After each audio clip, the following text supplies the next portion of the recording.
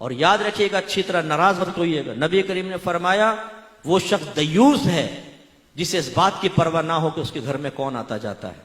دیوس means پتہ ہے آپ کو کیا ہوتا ہے؟ اردو میں بتاؤں، ناراض تو نہیں ہوں گے؟ بے غیرت۔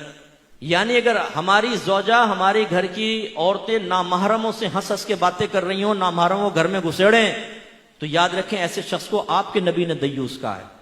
نامحرم کون ہوتا ہے؟ یہ نہیں کہ کوئی اجنبی گھر میں محلے کا لڑکا گھس رہا ہو، خالہ زاد، پھوپھی زاد، چچا زاد، ماموں زاد، ان کزنوں سے پردہ ہے آپ کی بیوی کا، وہ نامحرم ہے۔ اسی طرح لڑکی کا اور خالو کا پردہ ہوتا ہے، اسی طرح آپ کا اور ممانی کا پردہ ہے۔ اسی طرح اگر آپ کی چچی خالہ نہ ہو سکی، باہر سے آئی ہیں، تو چچی کا اور آپ کا بھی پردہ ہے۔ ہمارے یہاں کہاں اس کا خیال کرتے؟ اللہ کے نبی پردے کے احکام بیان فرمائیں، اور ہماری حالت یہ ہے کہ اگر ہم اس طرح کی باتیں بیان کریں تو یہ عورتیں ہمارے خلاف بولنا شروع کر دیتی ہیں۔ ارے کیا ہم غاروں میں چھپ کے بیٹھ جائیں؟ دودھ والے سے ہنس کے یہ باتیں کر رہی ہیں، پر سبزی والے سے یہ باتیں کر رہی ہیں، نکل رہی ہے، اور وہ مرد دیکھ رہے ہیں، لیکن ہماری غیرت ہی سوئی پڑی ہے کہ بھئی تم کیا کر رہی ہو؟ ایک غیر مرد کے ساتھ دروازے پہ کھڑے ہو کر تم باتیں کر رہی ہو، شرم نہیں آتی؟ بی بی فاطمہ رضی اللہ تعالیٰ عنہ، جگر گوشہ رسول کا عالم یہ تھا کہ آپ نے اپنی خادمہ سے پوچھا یہ بتاؤ حبشہ میں لوگوں کو، عورتوں کو دفن کیسے کیا جاتا تھا؟ انہوں نے کہا کہ ہمارے ایسا ہوتا تھا کہ چارپائی پہ عورت کو لٹا کر چاروں طرف ایک کپڑے کی ڈولی سے بنائی جاتی تھی تاکہ کسی کی نظر نہ پڑے، اور پھر دفنایا جاتا تھا۔ بی بی فاطمہ رضی اللہ تعالیٰ عنہ نے کہا مجھے اسی طرح دفنانا، اور فرمایا اگر میں فوت ہو جاؤں تو رات کے وقت میری میت کو لے کے جانا تاکہ کسی غیر محرم کی نظر میری چارپائی تک پر نہ پڑے۔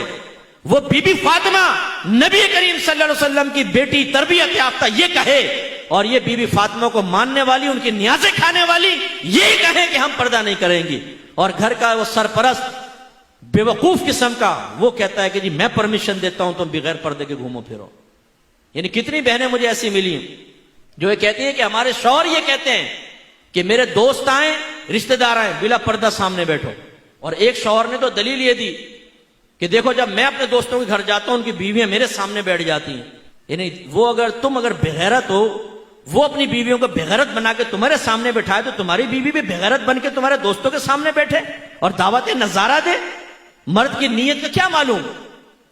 ہم میں سے کتنے ایسے بیٹھے ہوں گے جو لوگوں کے سامنے بڑے یوں محتاط بنتے ہیں، لیکن ٹیڑھی ٹیڑھی آنکھوں سے شادی بیاہ کے اندر سب دیکھ لیتے ہیں نا، لال والی کپڑے والی دیکھ، اچھا کر رہے یوں ہوں گے، انگلیوں کے جھروکے سے دیکھ لیں گے، اور بیوی ساتھ بیٹھی ہوگی اسکوٹر پہ، پتہ ہے بیوی بیٹھی ہو تو ٹیڑھی آنکھوں سے دیکھے گا نا وہ ساتھ میں جاتے ہوئی عورت کو، بعضوں کو ٹکرا بھی جاتے ہیں گاڑیوں سے۔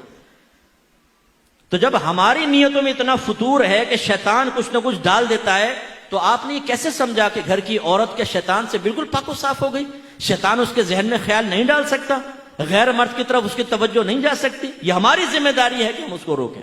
نبی کریم تو یہ کریں اور ہم نہ کریں، غلط چیز ہے نا۔ ایک مرتبہ نبی کریم صلی اللہ علیہ وسلم حجرے میں داخل ہوئے، سیدہ عائشہ صدیقہ رضی اللہ تعالیٰ عنہ کے پاس ایک شخص کو بیٹھے ہوئے دیکھا، چہرے انور کا رنگ بدل گیا، جلال کے آثار نمایاں ہوئے۔ سیدہ عائشہ نے عرض کیا